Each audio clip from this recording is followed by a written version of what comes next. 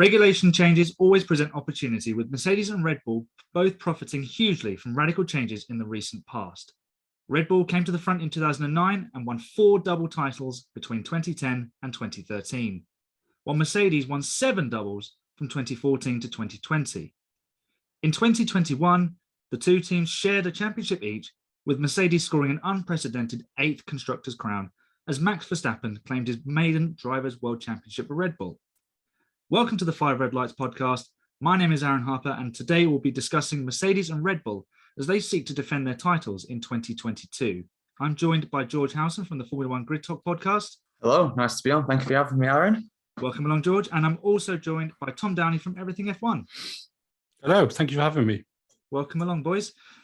So George and Tom, please let us know where you're from and where we can find you. So we'll start with George. So I'm normally on the Grid Talk podcast. Obviously, Aaron's been on there quite a bit. Tom's been on there quite a bit. We talk about everything to do with F1, usually after the races and stuff. We've not been doing too many episodes recently, but we've got a new one coming out this weekend. I don't know when this show's going to go out exactly, but we've got some coming out over this weekend, next weekend, just to go over the cars and the reveals, because we've had a few of those already. And as well, I've got my sports website as well, spotlightpro.com, where you can check out all things to do with Formula One, football, and whatever the writers feel like doing that day. And Tom, can you tell us about Everything F1? Yes, so I'm part of the team from Everything F1.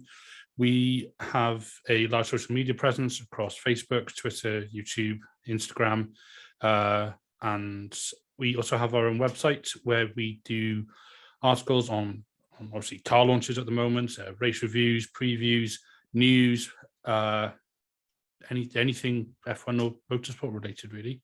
Amazing, brilliant. And I've listened to the Everything F1 podcast. It's a great show.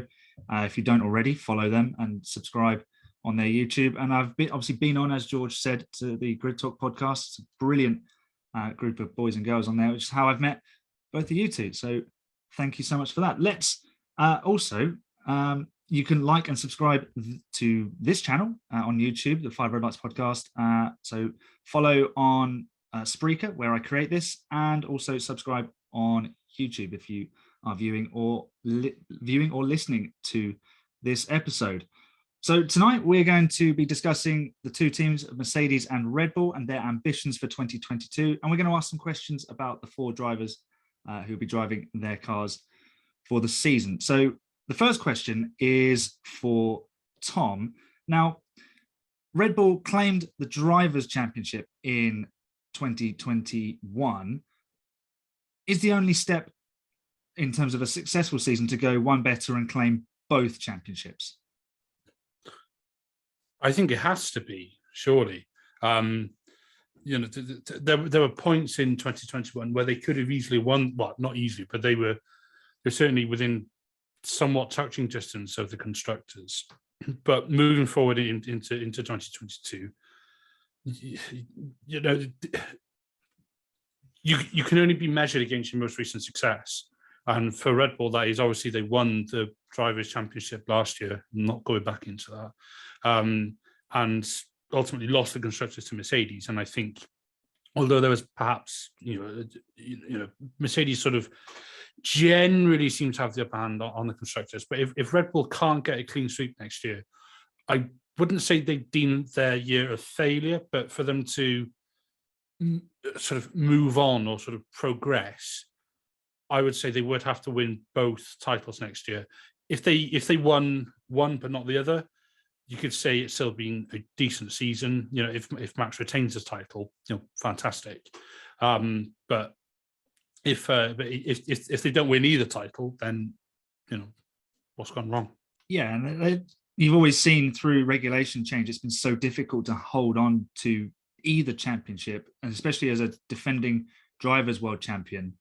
I think the last time we saw that really catch a team out was McLaren in 2009 after Lewis won his first world championship.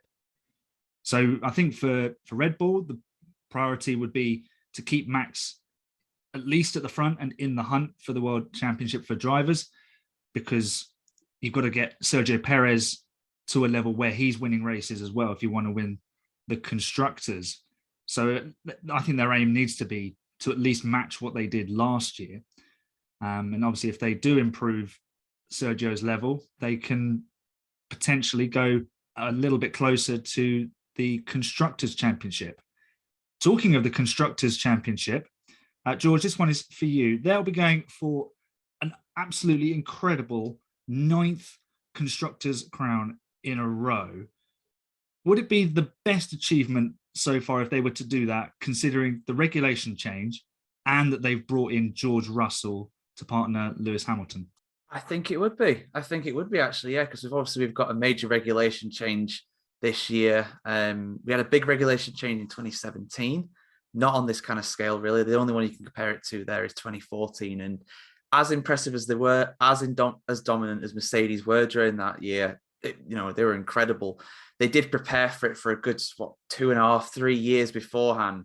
So in a way, it wasn't that much of a surprise, especially with how good the engine was.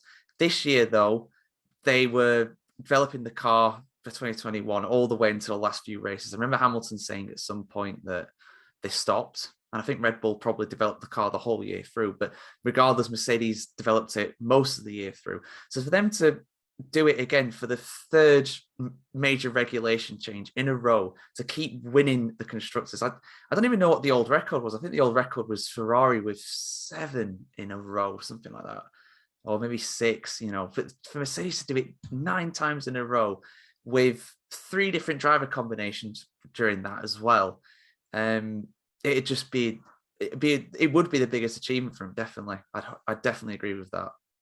It would be quite sensational. I mean, winning 9 of anything in a row is impressive. You see football teams like Manchester City put together these winning runs where they win multiple matches in a row, and everyone just stops and admires. But in Formula One, it seems that if you win too many times in a row, you kind of get pelters because it's boring or it's predictable. But sometimes we should just take a step back and marvel at some of the genius, whether it's a driver or it's a team performing it. Now, let's get into the situation with the drivers. We're going to start with the defending world champion, Max Verstappen, and we'll debate this between us. Now, his title win was overshadowed somewhat. We're not going to get into that now because it's in the past. It's not going to change. Do we think that's going to have affected his preparation, his approach in any way? This is open to everybody, so jump on in. I really don't think so.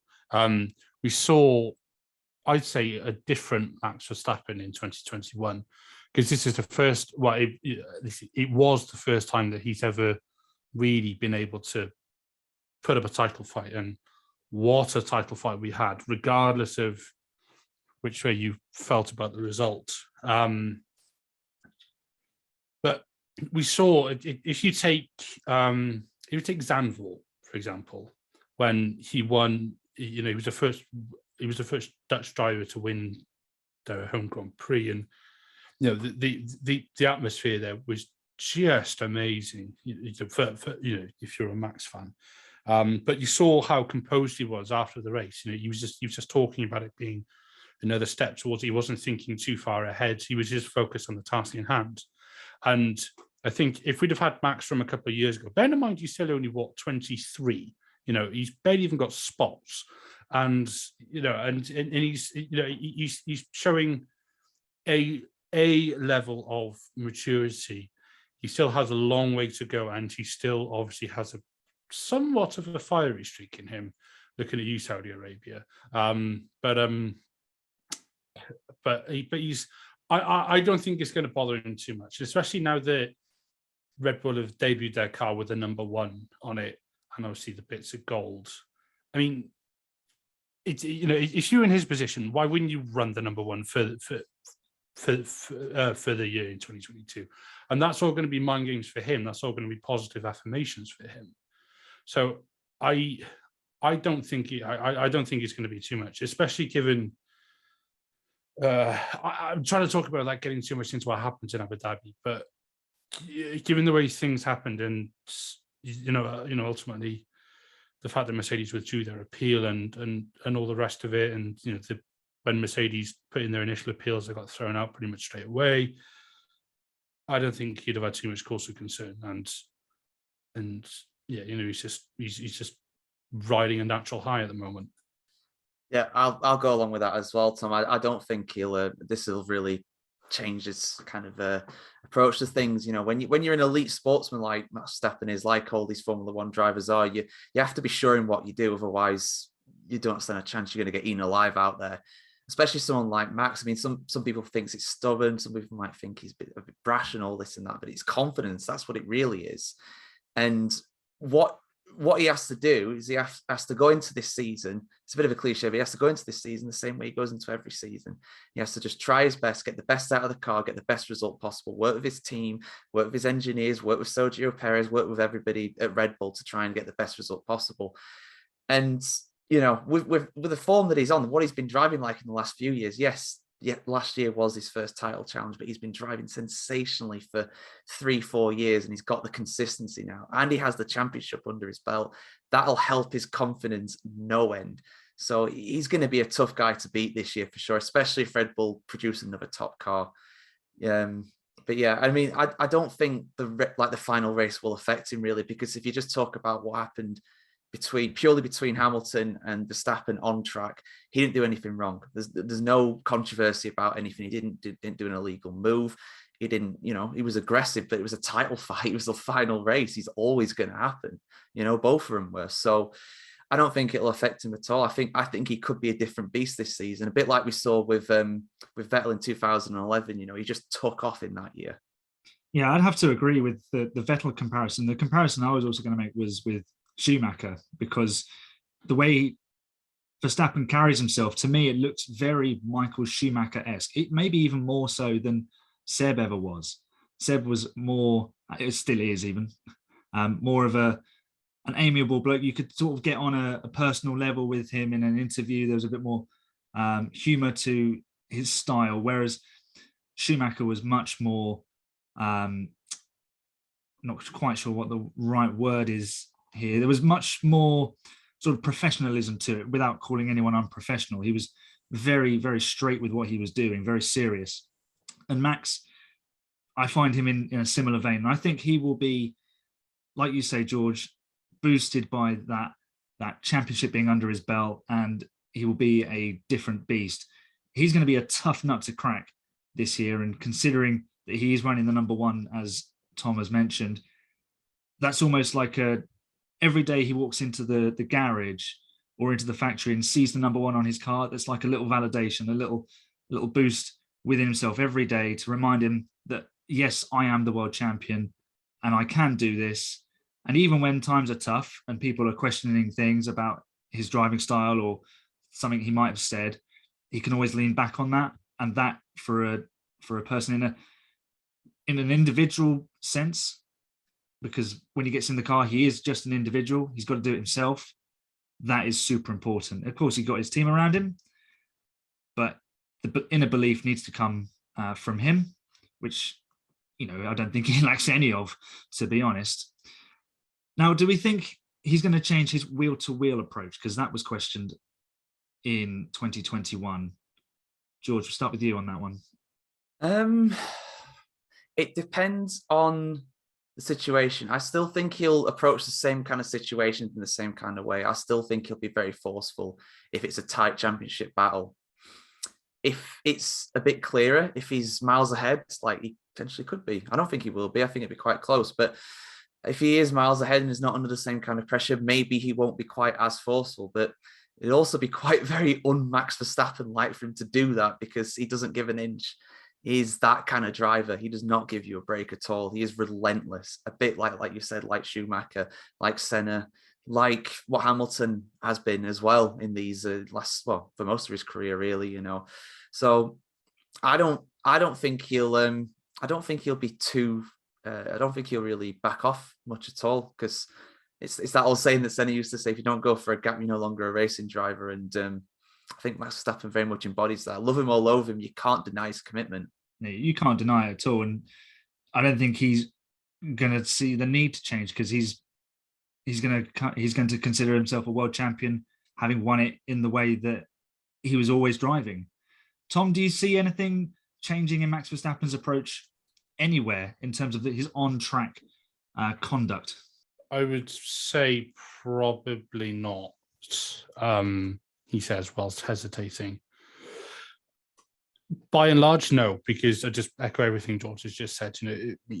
We've seen what he's like going into a corner. He will not give. He'll put his car in a position sometimes where the other driver either crashes into him or crashes him out. We saw that in Monza, for example.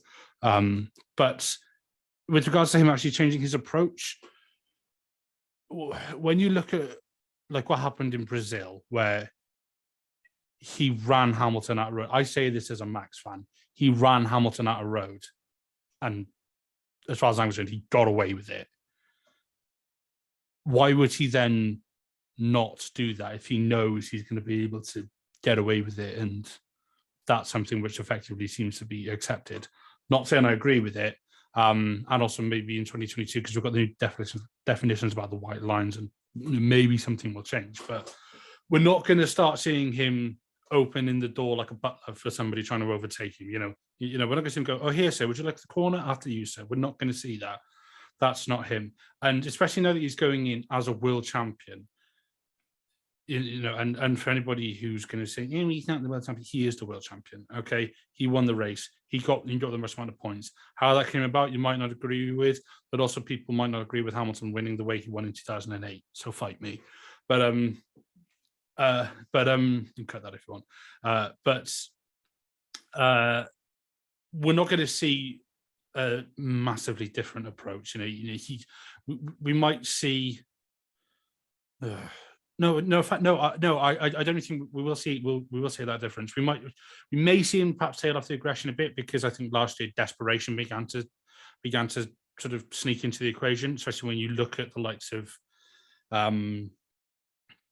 Well, Saudi Arabia was just an absolute mess from start to finish.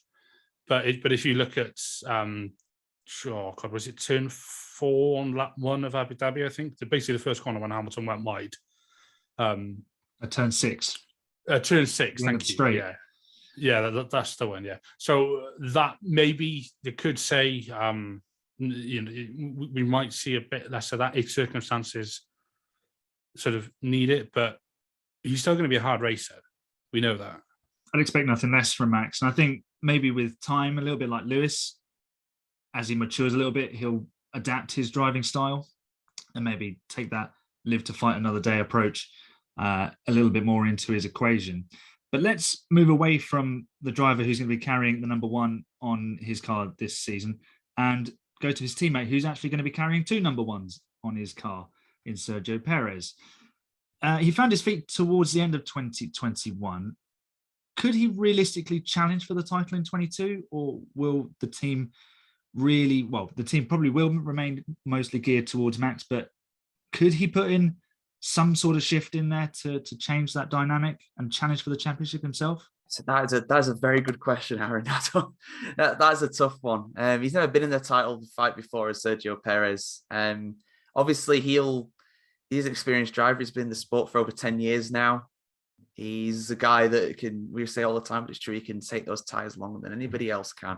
That's a massive advantage for him. And he's not slow either. He is a fast driver on his day, for sure, especially during the races as it goes on. He just comes alive, it seems, just charges through the field. I expect because everybody's got the same amount of experience with these new 2022 cars, which is absolutely none at the moment. After testing, they'll have so many miles and stuff. So they're all on an even playing field because of that. We're probably not going to see guys who have moved teams being miles off the pace of their teammate who were there last year, like we saw last year. I think it'd be closer. I think Perez will be closer to Verstappen, but to challenge the title, I mean, maybe he could challenge, but I think to do it up throughout the whole season in the same car as Max Verstappen, that is a big ask for any driver. Even Sir Lewis Hamilton, he would struggle in the same car as Verstappen to beat him through the whole season. It's a hell of a challenge. I do expect Perez to be on the podium and win races more often than what he did last year, but I think a title battle this year, I think that's probably a bridge too far for him. Tom, what do you think of Checo's chances for this year? If he's not going to be world champion, what can we be expecting from the Mexican driver? I think Perez is going into this season much like he is in 2021, knowing he's going to be a support driver to Max. In theory, especially if Red Bull have the car, he could win the championship. As in, it could theoretically happen. Realistically, it won't happen unless there is some like big shift in performance and all the rest of it. I very, very, very highly doubt we'll see Perez be given preferential treatment over Verstappen.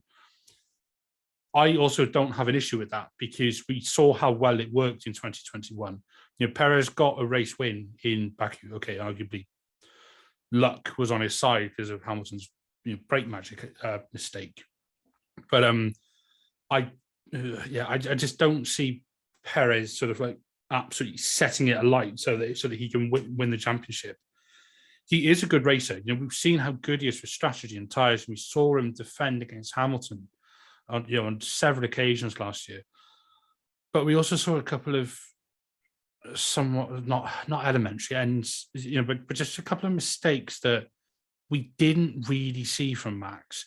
I'm not saying Max is perfect, like I said, by any stretch, but things like when he got tangled up in the sprint in Britain, and then he crashed out in, I think it was in the formation lap in Belgium in the race that was not a race.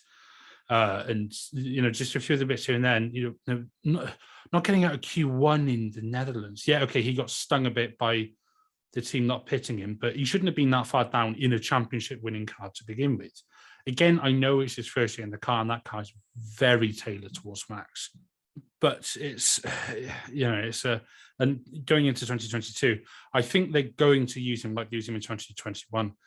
Let him stay out long, let him use his tires. He's like he's like Dr. Doolittle or something with the with the tires.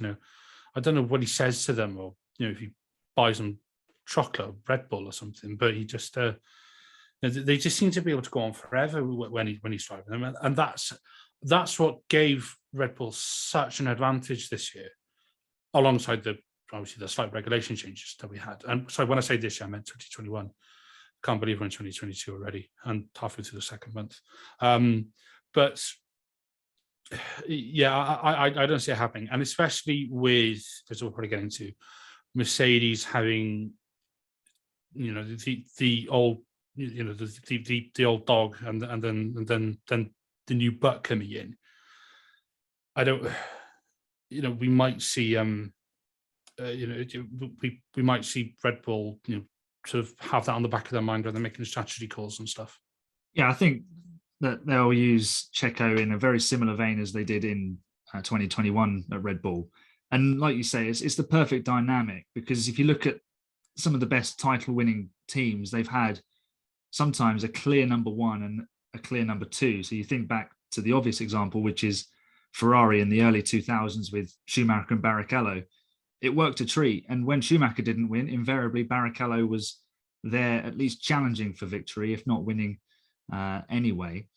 But if Red Bull are serious about winning the Constructors' Championship, then they need Checo to perform. Before we finish on Checo Perez for the moment, question for both of you: will Checo retain his seat for 2023? Sounds obvious, but it depends how he performs. I think, we got to look. The obvious one is to look at AlphaTauri for if anybody's going to replace the second Red Bull driver, which is Perez, it's going to be an AlphaTauri driver. I think Gasly has burned his bridges with Red Bull. I cannot see him going back there. Tsunoda, I think he'll do quite well to keep his AlphaTauri seat, let alone get promoted to Red Bull next year. At least I think the kid's got huge potential, and I think he'll do very well in F1. We've given the time, but I think it'd be it'd be too soon for him to go to Red Bull for 2023. And the other one's Alex Albon. Obviously now he's an AlphaTauri lone driver, Red Bull lone driver, we don't want to call him. He's at Williams this year, but for him, to go up to Red Bull, I think he'd have to do incredibly well. And I also think Perez would have to do pretty poor. So I think Perez, I think he'll keep his seat for 2023, personally. I think it's quite likely. Yeah.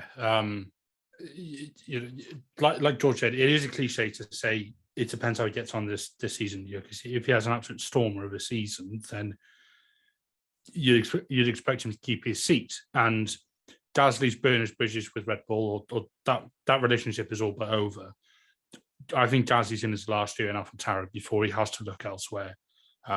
Especially if, say, Hamilton decides to retire after 2020, after this season, could be. That'd be the ultimate FU to Helmut Marko as well, wouldn't it, to join Mercedes? That would be quite good. God, Netflix would love that.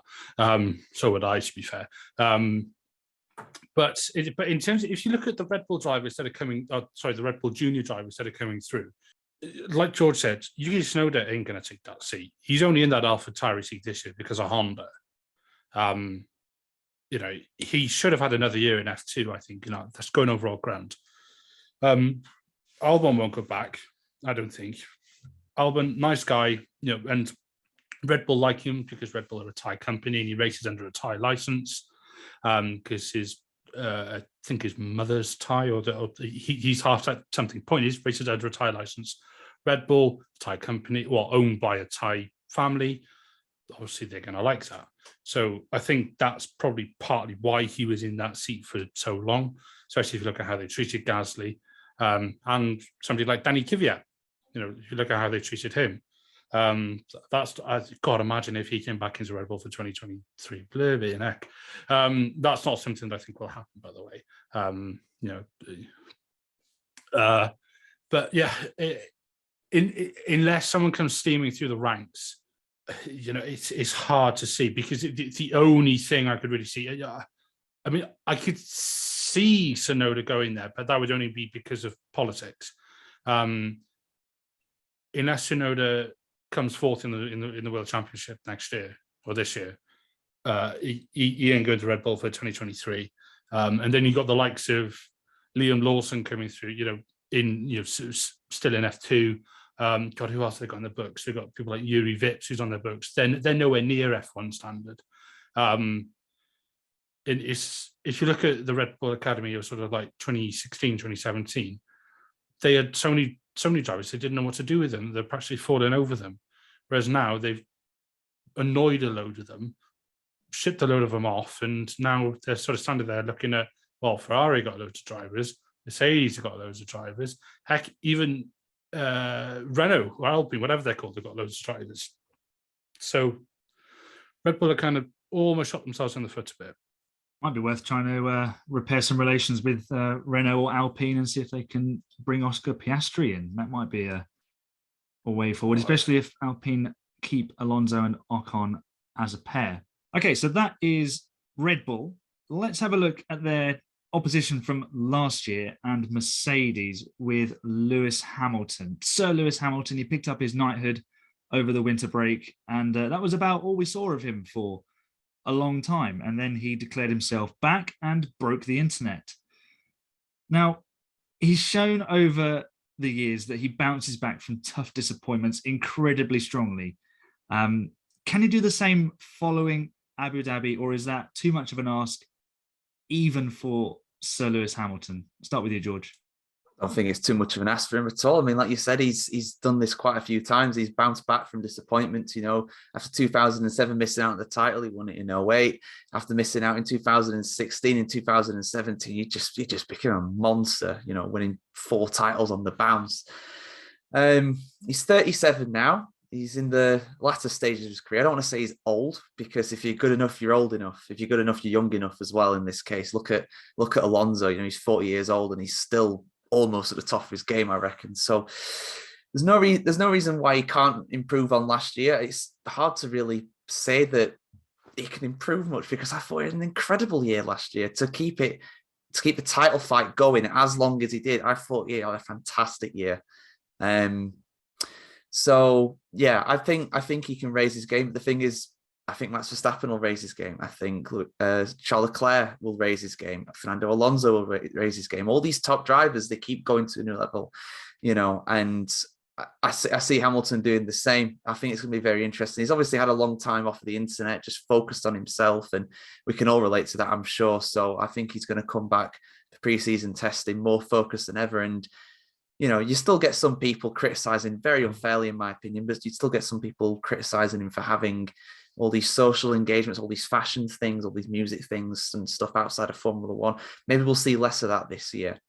If he wants to keep that going at the same level, all power to him. It's his life. He can do what he wants relatively. So yeah, I think it'll be interesting. I won't be surprised to see him kind of turn that side down and maybe focus more on the racing, but we'll see what happens with him. He'll be a very tough man to beat for sure, no matter what.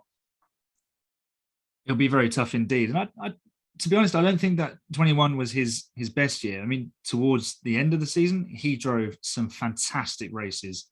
I mean, I thought I'd seen the best of Lewis with 2018 at Hockenheim, essentially forcing Vettel to win it or bin it. And then Brazil was just something else. It was possibly the most incredible performance I've seen by a single driver ever. And I've been watching Formula One for some 20 years now. But like you say, he bounces back really, really well. Tom, where do you think we're going to see Lewis in terms of his headspace, like George mentioned, with his extracurricular activities in 2022? Do you think he'll tone those down and focus on the racing? Or do you think he's going to use them as more of an outlet to reset and sort of zone himself in? No, I think Lewis is going to keep going with his various off-track excursions, and power to him, because some people will benefit more or sort of operate better when they just focus on the task in hand. If you look at somebody like Max, but if we look at Lewis, he is such a good driver anyway. We've seen that, and you mentioned some of the strides in him. Brazil 2021 was one of the most incredible things I've ever seen at a racing circuit, hands down. But Hamilton, he's more than just a racing driver.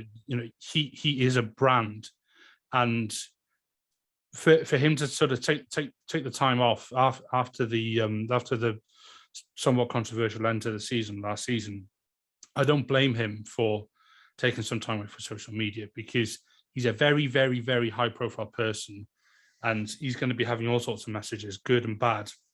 We saw it last season anyway, when it got pretty disgusting pretty quickly. When he's been through something like that, where he feels so incredibly aggrieved at what happened, and very understandably so, because that race slipped on its head before he could blink. I don't think that's going to sort of affect him coming into this season. It's not exactly like he's coming in with a point to prove. He's won the most races. He's got the most pole positions. He's won 7 world championships. He's got, I think in every measurable statistic, he is the best driver we have ever seen. And yes, I know they give out more points and we do more races and blah, blah, blah. Yeah. Save it. Look at, he's won a race in every single season that he's raced in.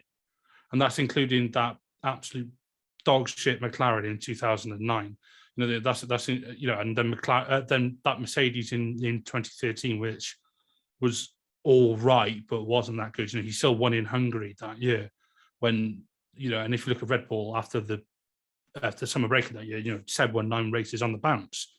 And then obviously coming into the turbo hybrid era, yes, he joined Mercedes, who had been an absolute powerhouse, but he was still fighting Nico Rosberg for 3 seasons.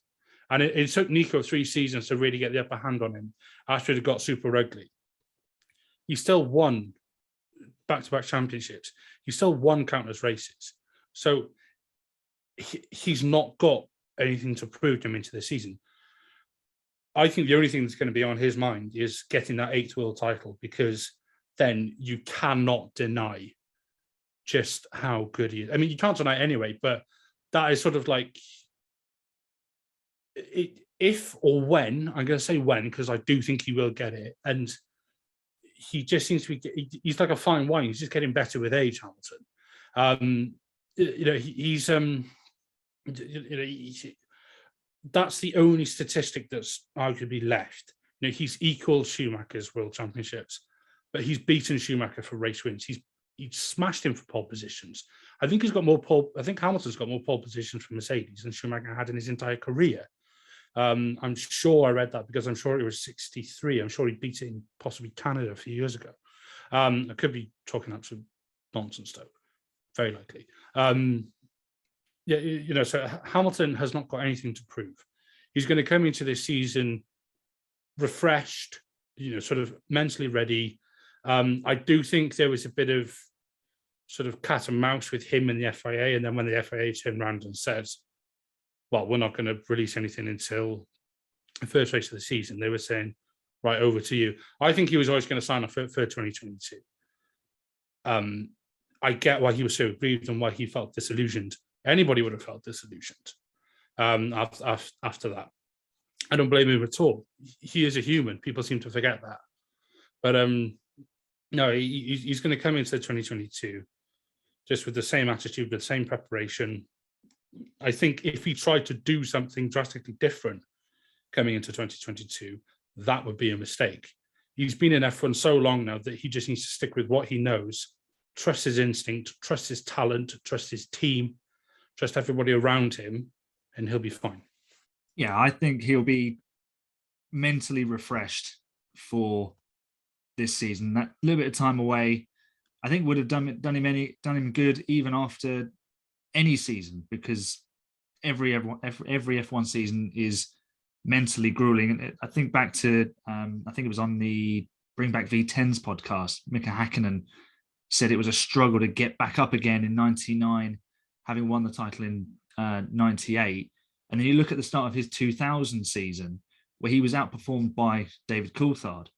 We've never really seen that from Lewis. I mean, in 2016, obviously, Rosberg got the upper hand because there was some fragility in Hamilton's approach, or his car was breaking down. But you haven't seen him get sort of mentally overwhelmed and sort of be completely at a loss at the start of a new season, which is really, really impressive considering that he is who he is.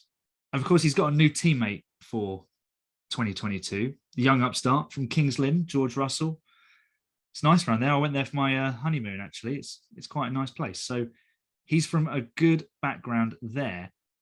How will Lewis cope with George getting the upper hand on a given day? Will he respond with a negativity, or will there be a more positive approach, a more sort of a more wholesome, complete approach for the Mercedes brand, understanding that George is the future?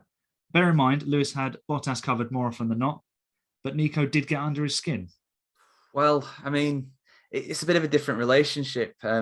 What Hamilton will have to George Russell. I mean, you just got to look at the age difference between them. I mean, there's that famous picture of Hamilton when he's driving for McLaren, I think 2009, something like that. And George Russell's just a little boy, I think it's about 10 years old, something like that, waiting in line to get his autograph. So that kind of illustrates the differences with the career. George Russell's just at the start of it. Hamilton, he's not at the end of it by any means, but he's definitely in the latter part of his career for sure in Formula One. So it'll be a very different kind of relationship. One of the reasons why Rosberg and Hamilton got so bitter was because they're similar ages. They came through karting together. They came through Formula 3 together and stuff like that. They were and they started just a year apart in Formula 1 as well. So when you're quite similar like that, it's very easy to clash. And I think that's part of what it was, because with Hamilton, he's won 7 titles now. Russell hasn't won any titles. He's never won a race. He's got 1 podium in a race that everybody says wasn't a race, but it still counts. Incredible job in qualifying. I'll always say that for him. I always stick up for him with that. But it's a completely different relationship. It's not. I don't want to make Hamilton sound arrogant, and I think Russell will probably recognise this too. But Hamilton, I don't think will expect Russell to challenge for the championship this year. I think he thinks it'll probably be a possibility. Of course, anything's possible, especially when you're in the same car as somebody, especially when you're as talented as George Russell is. Make no mistake about it. That kid is going to be a world champion in the future if you give him the right car, for sure. But in his first season in a new team, the team that he knows well, to be fair, but actually driving for that team in a race situation across an entire season, it's a big adjustment for him. It's only his 4th season in Formula One this season. He's still very, pretty damn new to the game. So I think the relationship will be different. I think I think when Russell wins a race this year, not if, I think he will definitely win a race or two this year for sure, at least. I think Hamilton will be proud of him. A bit like it was with Bottas to an extent at times. I think he had a lot of confidence to say about him when he won in Turkey this year, just gone. You can say again that's a bit patronising or whatever, but I don't think it'll come across like that. I think it'll be a more wholesome response from Hamilton when Russell gets a good result. I could be wrong with that. If they end up fighting out for the championship for the whole year, maybe it could get heated. But I don't think it'll be the same level as what Hamilton and Rosberg was. I just don't personally see it. Yeah, like you say, I think there's a completely different dynamic. The age gap is important, with one being at one end of his career and the other being somewhere more near the beginning. Tom, what do you expect of George this year? Is he a regular podium contender like Sergio was in 21 at Red Bull, or should he be challenging for race wins like Charles Leclerc was with the Ferrari in 2019? I think George will be certainly pushing for race wins. He'll be challenging for George is going to be up there. We've seen how good he is, and we've seen what he did in that Williams. We saw it in the wet in Belgium in qualifying. They say that rain is a great equalizer. Well, he beat Hamilton on that day. Just putting it out there. And if you looked at how happy Toto was after he after George put it P2, I think we're all pretty certain that a contract had been signed by that point. Because it looked like the smile of a man who was very pleased with the decision he had just made. I think the first year certainly will be probably a bit like Ferrari in 2019, where he'll certainly be nipping at the heels, and he'll be sort of, he'll be somewhat willing to take team orders to a point, but George is not going there to be the number 2 driver. He's going there to continue the British driver legacy at Mercedes, which is a weird thing to say. But it's almost like Hamilton is getting ready to hand down the baton to the next generation. And I think Hamilton probably knows that, although Hamilton's never going to give up in what he does. We've seen what a determined individual he is. But with this new sort of generation coming in, and with George sort of, finally being given the opportunity to move into a top team. We saw what he did in Baku on the outer circuit in 2020 when he made mincemeat of Bottas. Granted, Bottas was on all tyres and Bottas is a bit pish. He's earned that seat. I think there is an element of, for me, there seems to be almost an element of sort of arrogance isn't the word, but almost like expectation of George to get that seat. And I didn't like that. I'm one of the few people who not actually that fussed on George Russell. Don't hate me. But I have no doubt that he's going to do well. And 2022 is going to be probably a learning come development year for him, because he's going from the best one in the world, Williams, a backmarker team, still pains me to say, to Mercedes, who are the team in Formula One. So and I know he's done it on a one-off race, but now he's going through the whole pre-season. He's doing the whole season, and Hamilton wasn't there when he was there. Obviously, it's different this time. So if I was George, I'd be saying, bring it on. It's interesting that you mentioned that almost arrogance about George last year, that he was almost so convinced he was going to be in the Mercedes seat for 22. I think he got away with it a little bit because people saw a young man who had performed really well, and because he had a little bit of a taste of it at the end of 2020, they almost let him off because he was so unlucky with the way that race panned out, and he almost came back in with he was like the people's champion, so to speak. Everyone was behind him and his charge towards that seat. So it's going to be really interesting to see how he adapts to that environment. And obviously, like you say, Tom, it is with the best one in the world, it is a jump from a backmarker team to the team in Mercedes. This is a team that has won pretty much everything for the last 3/4 of a decade. So that is a tough mantle to take on. I personally think George can do it. Obviously, this is going to be his first run at the front, like on a regular basis. But if he gets embroiled in a championship fight, will he be able to keep that cool and calm demeanor that he portrays so regularly under control in the midst of a championship fight? We saw Lewis in 2007 almost handle it pretty much like water off a duck's back. How do we think George will fare if that is the situation he gets thrown into this year? I think he'll probably maintain his composure, to be honest. For the most part, he seems like he's quite a level-headed person. However, there was one incident, obviously, last year at Imola, where he was not a cool and calm and collected person. So when he had his little crash, well, quite a big crash, I should say, with Valtteri Bottas in that race, the man who he went on to replace at Mercedes, of course. So that incident, if anything, that would not fill you with too much confidence that he would keep his cool. But I think it's a different situation. I think at that point, he was fighting for that Mercedes seat. He was frustrated at the guy that he should not be on the same piece of track with. Completely different car performances, crashing into him, taking him out when he hadn't scored points in Formula One in the Williams up until that point.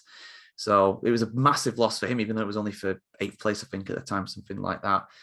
It's a different situation this year. Obviously, he's going through, like Tom said, he's going through the whole preseason. He's going through the whole build up to the season as a Mercedes driver. I think he'll keep his calm and his composure, to be honest with you. I don't think he's going to let the pressure get to him. However, we don't really know until it happens. You can't predict these sort of things, really. Yeah, it's a little bit unpredictable. You're not going to know what you've got until you put them in there. And like we touched on earlier with Lewis, he is probably the most consistent performer there has been in Formula One since Michael Schumacher.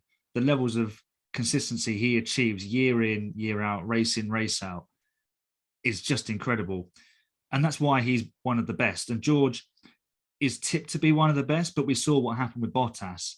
He went in as a potential future world champion and found it at times very, very difficult to live with Lewis. And even when the car was to Bottas's liking, he could struggle.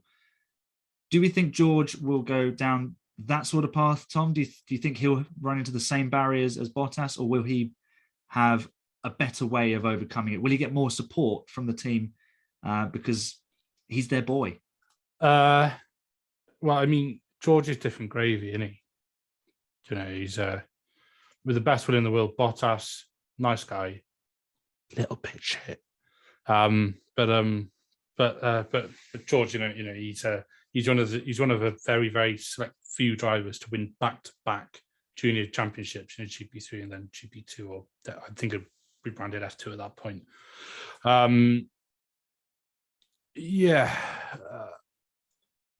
Mercedes are definitely going to give him more of, I'd say, somewhat more backing than than they give Bottas. Bottas can hang out to dry a bit a few times.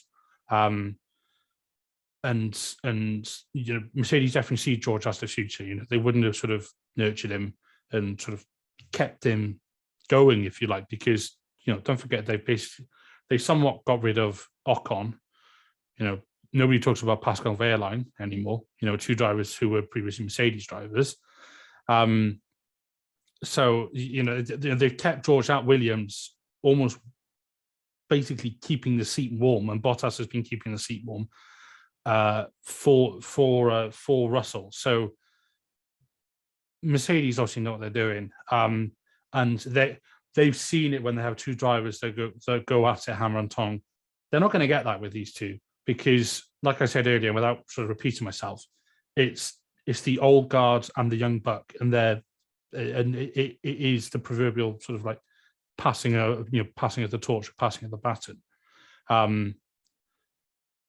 But on the flip side, George isn't going to sit there for 2 years and go, "Oh, can you move over for Hamilton, please?" That ain't going to happen. So Mercedes will know what they're doing to manage it, and George knows it's only a matter of time before he is the new number one at that team. Yeah, I think George has got the smarts to realise that if he goes in and upsets the apple cart, things could get away from him quite quickly. The team could view him as a potentially disruptive figure, and he could be moved on and touted as the guy who could have been king but wasn't. Almost he could become another Fernando Alonso who ends up in the wrong places at the wrong times. If he goes in there and just sort of learns, he becomes a sponge essentially to learn from Hamilton. And then the palace will be his at some point. And okay, there'll be someone who comes in and joins him, maybe a Pierre Gasly or perhaps someone like Nick de Vries, but he'll be the incumbent king, to continue that pun and that analogy, and it's up to them to dethrone him.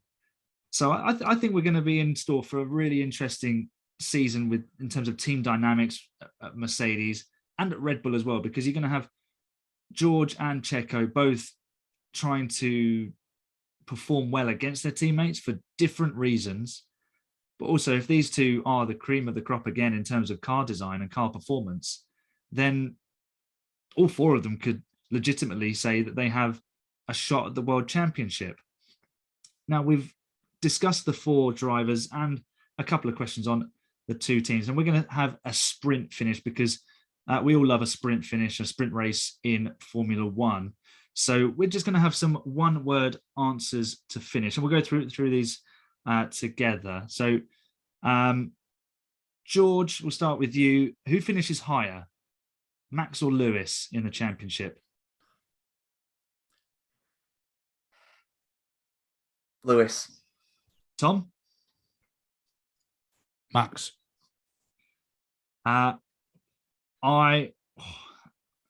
Considering I couldn't pick a world champion in my last podcast episode, I'm not sure I'm going to be any use on these. Come on, you got the deciding vote, Aaron. No pressure. I'm going to go with Lewis. That's where my heart is. I'm not thinking with my head at all there. Tom, Lewis or George? Lewis. George? Lewis. Well, if you say George, then I think theoretically he finishes above both Max and Lewis. So I think I'd have to say Lewis in that regard. George or Max? Max. Max. I think Max is the logical choice, but I'm going to go George for a little bit of variety. And I think Mercedes might have just pulled out a bit of a showstopper with their car. And even though that hasn't been revealed yet, that's just pure hypothetical guesswork.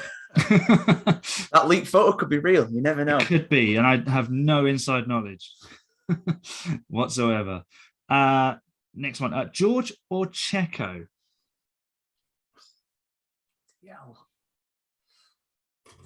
I think Mercedes have a better car, George. Checo.